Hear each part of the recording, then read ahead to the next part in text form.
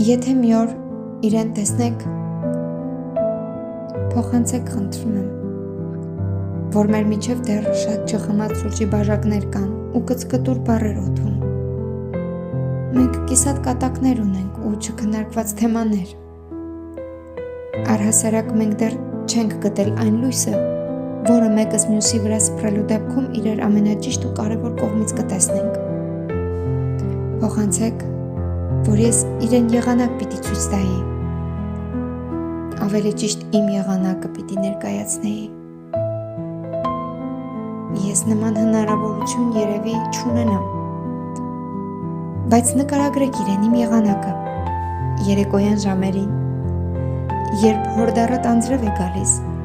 երկնքում դեռ մռայլ ամպեր են մնում։ Մայրամտանում է ու արևն այլ գույն է ստանում, ամեն ինչ դառնում է վառ նարնջագույն, ու այդ լույսն ընկնում է պատուհանների ապակիների վրա։ Երկնքի մի կողմում մռայլ ամպեր են, մյուս կողմում մայրամուտի արևն է ապակիներին ընկած։ Ներքևում ջրափոսեր ու անձրևի հոտ։ Հուշեք, որ սա էր իմ եղանակը, ափսոս ցույց տալու առիթ չունեցա։ Բայց նման եղանակներին թող ինձ հիշի, եթե ցանկություն ունենա։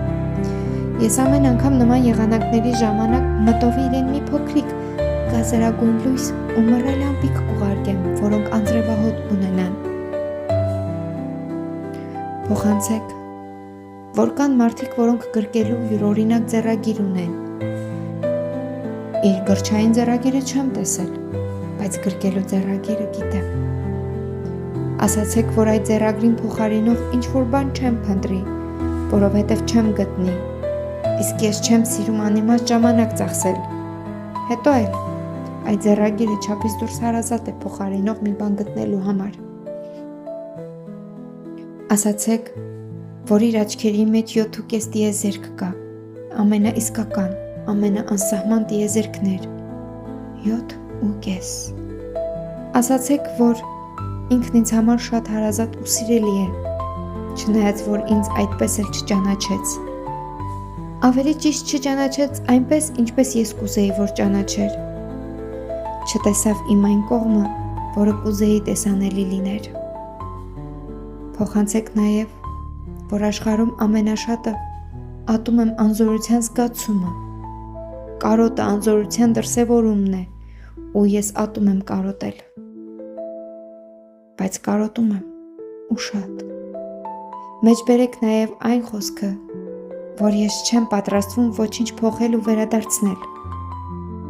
Մարդիկ ունեն գնալու իրավունք, ու ես հարգում եմ այդ իրավունքը։ Իմ կարոտն ինձ է պատկանում, այլ ոչ թե իրեն, ու ես չեմ մեղադրում։ Ներողություն խնդրենք իմ անունից, այդպես էլ հրաժեշտ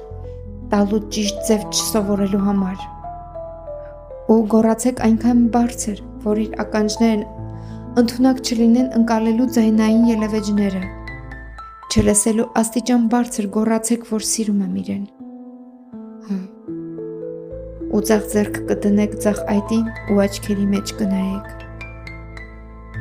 Հետո կժպտաք ու իրեն էլ ժպիտով կհասկացնեք, որ ես, չնայած ամեն ինչին, միշտ ժպտում եմ։